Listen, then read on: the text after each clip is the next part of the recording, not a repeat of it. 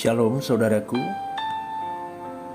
Kalau kita cermati bagaimana kita hidup, seringkali kita memanipulasi keadaan dan iman kita. Terkadang kita menggunakan kata-kata positif untuk memanipulasi iman kita yang sebetulnya iman kita rapuh dan hancur di dalam kita menghadapi kehidupan ini. Dan seringkali kita memanipulasi keadaan seakan-akan kita baik, seakan-akan kita bisa melalui semuanya. Tetapi sejatinya kita sedang di dalam keterpurukan dan iman kita remuk, dihantam oleh badai kehidupan ini. Memang benar, hidup ini bukan hanya tentang kehidupan dunia. Dan fokus hidup kita bukan terkait dengan masalah-masalah fana. Coba renungkan. Tetapi kekristenan hari ini didrive atau digiring untuk banyak manusia sejatinya sedang memberhalakan persoalan hidupnya. Bahkan di sana banyak praktek-praktek manusia memanfaatkan Tuhan hanya untuk mengurusi hal-hal fana kehidupannya. Coba renungkan saudaraku. Betapa tidak berkualitasnya jika Allah berurusan dengan umat hanya karena mau menyelesaikan masalah-masalah hidup, hanya mau menyelesaikan kebutuhan-kebutuhan fana, sehingga hidup bisa dijalani dengan nyaman, masalah bisa dilewati dengan aman, hidup bisa indah, namun terpisah dari Allah. Itulah kekristenan hari ini. Kita harus menyadari dan mengakui, bahkan mungkin kita sendiri pun masuk di dalam irama hidup yang salah itu bersama dengan Tuhan. Allah menjadi objek yang kita manfaatkan, saudaraku. Apakah benar itu yang Dia kehendaki dalam hidupmu dan hidupku? Bukan, saudaraku. Bukan. Sekali lagi saya katakan, bukan, saudaraku. Tuhan mau keadaan kita baik-baik. Tuhan tidak ingin kita berkeadaan buruk. Tetapi Dia menginginkan kondisimu baik-baik, kondisiku baik-baik di dalam persekutuan dengan Allah. Bukan tentang hal-hal kehidupanmu. Sebab bagaimanapun saudaraku, dan apapun keadaanmu dan keadaanku hari ini, Tuhan cakap menopang engkau dan saya. Sehingga kita bisa selalu berkata, everything bisa dilewati. Dan yang akhirnya saudaraku, kita bisa sampai di kerajaan surga. Seharusnya kita berpikir jauh. Kita tidak mungkin masuk kerajaan surga, masuk rumah Bapa kalau kita memiliki perasaan tidak patut kepada Allah. Apa perasaan yang tidak patut itu? Mencurigai Dia. Jadi kita harus mempercayai Dia, saudaraku, apapun keadaan yang sedang terjadi, apapun keadaanmu yang berlangsung di dalam hidupmu hari ini. Dan itu adalah bentuk sikap hormat kita kepada Tuhan. Maka kalau kita menyatu dengan Tuhan, kita tidak bisa meragukan Dia, apalagi mencurigai Dia, saudaraku. Kita yakin kita ada di dalam perlindungan Tuhan. Bahkan tanpa kita minta, Dia selalu memberi kepada kita perlindungannya, saudaraku. Karena di dalam persekutuan dengan Tuhan, kita bisa merasakan betapa agung pribadi Allah tersebut. Betapa bisa kita mempercayai Dia. Dia Allah yang baik. Dia Allah yang dahsyat dan luar biasa, saudaraku. Problem yang datang di dalam hidup kita ini bisa bertubi-tubi, bisa terus seakan-akan tidak ada hentinya. Dan sering kita tidak melihat kehadiran Tuhan di dalam persoalan-persoalan kita. Bahkan seakan-akan Tuhan itu diam dan membiarkan kita melalui itu sendirian. Sejatinya saudaraku, Dia sedang melatih engkau dan saya. Trust me, jangan mencurigai dia. Sebab ketika engkau dan saya mencurigai Tuhan, berarti kita tidak menghormati dia. Maka kalau kita hidup di dalam kesucian Tuhan, saudaraku, percaya deh, betapa agungnya Tuhan itu. Kita bisa melihat di dalam kehidupan kesucian kita. Kita bisa melihat hadirat Tuhan. Di titik itu, saudaraku, engkau akan melihat betapa agungnya dia. Maka tidak mungkin dia mengkhianati kita. Tidak mungkin Allah melupakan kita. Kita dapat merasakan keagungan pribadi dia, pribadi Tuhan. Sehingga pada waktu kita menyembah dia, saudaraku, kita bisa menyembah dengan kekaguman yang benar. Kekaguman yang dahsyat yang tidak pernah kita miliki atau tidak pernah kita rasakan. Mulailah dari hidup yang bersih, saudaraku. Hidup yang suci. Sebersih-bersihnya, sekudus-kudusnya.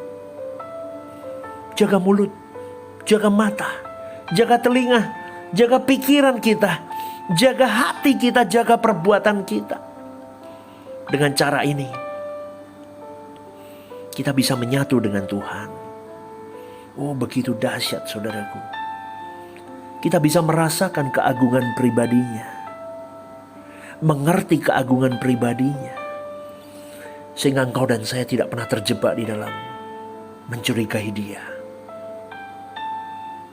Saudaraku, pribadi Yesus memulai pelayanan dengan percaya kepada Bapanya. Dia mengakhiri pelayanannya juga dia percaya kepada Bapanya.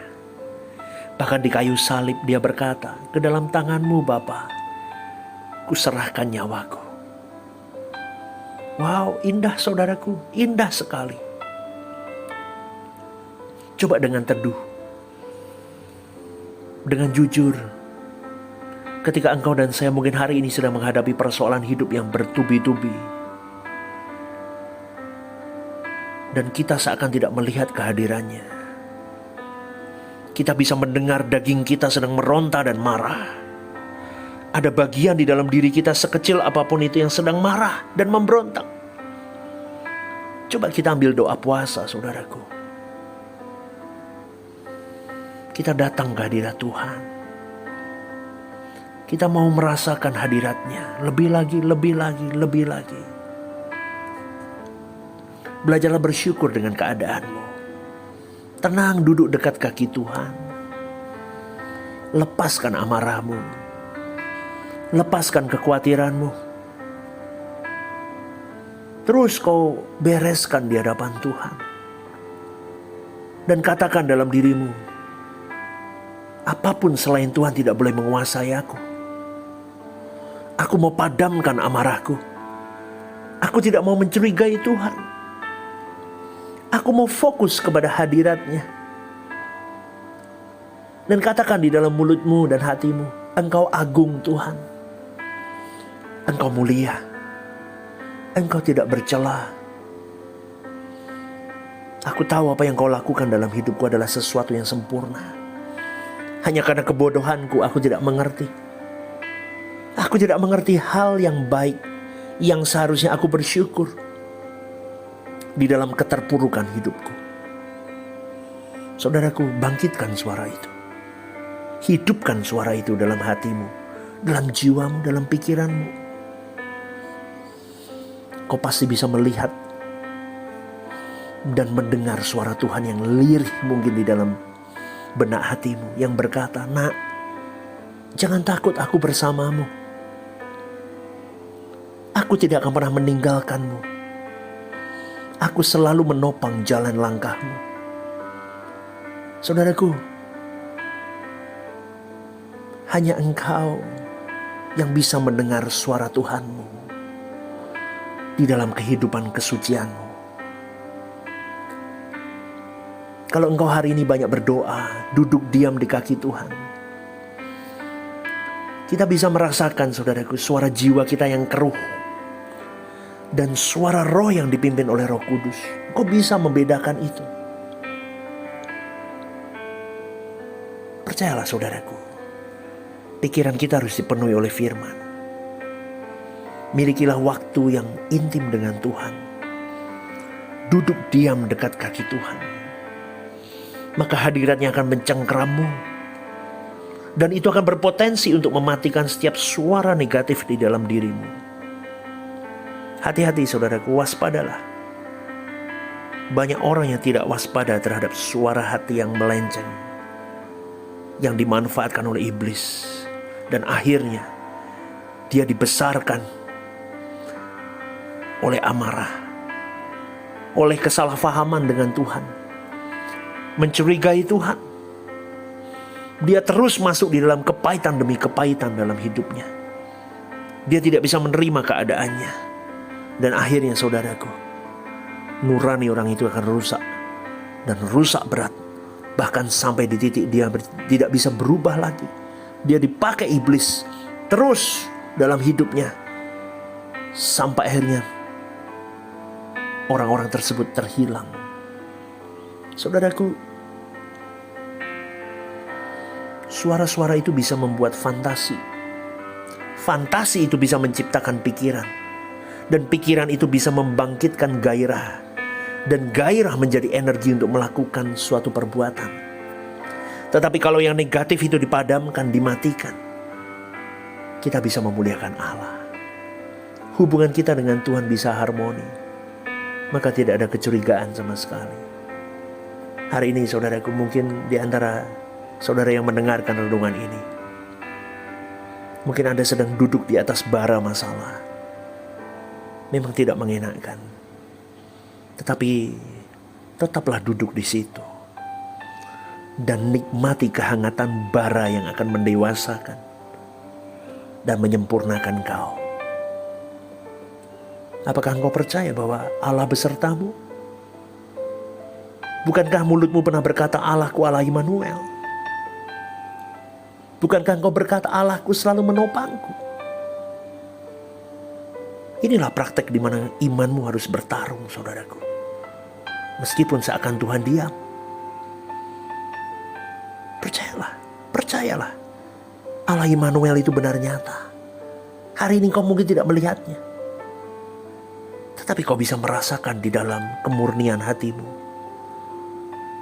Dan ketulusan jiwamu untuk menemui dia. Di dalam kesucian hidupmu yang kau rajut hari demi hari, saudaraku. Aku berdoa saudaraku, in the name of Jesus, kita semua jadi anak Allah yang dahsyat. Anak Allah yang tidak pernah menjadi seorang pecundang. Engkau dan saya akan keluar menjadi seorang pemenang. Pemenang kehidupan ini. Menjadi kekasih Tuhan.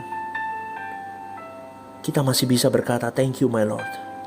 Meskipun kita sedang menduduki bara api masalah yang tidak kunjung usai. Kita berjuang saudaraku. Kita mau nekat untuk Tuhan. Yang terbaik kita beri untuk Tuhan kita. Aku berdoa di dalam nama Tuhan Yesus. Siapapun pendengar pada hari ini yang mendengarkan kebenaran firman ini, engkau diberkati Tuhan.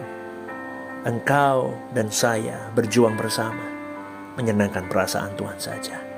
Haleluya, haleluya. Amin.